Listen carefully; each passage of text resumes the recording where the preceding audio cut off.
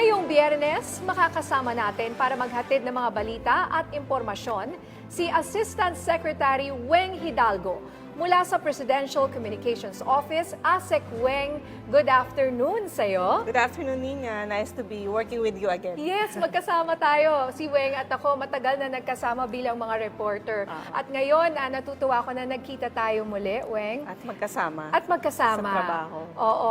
ASEC Weng, bigyan mo naman kami ng update tungkol sa mga activities ngayon ng PCO. Ang PCO ay syempre busy sa pag-disseminate ng information mula sa palasyo at sa ehekutibo.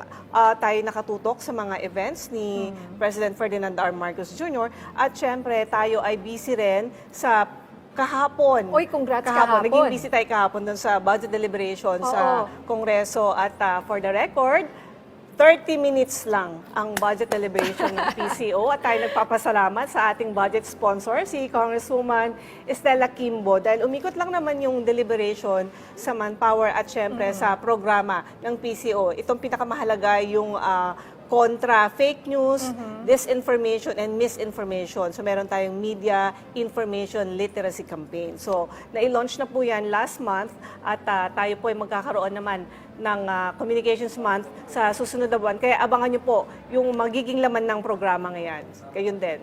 Okay, tsaka good luck sa Oktubre dahil meron tayo ipinagdiriwang, no? Communications Month. Communications Month. Okay.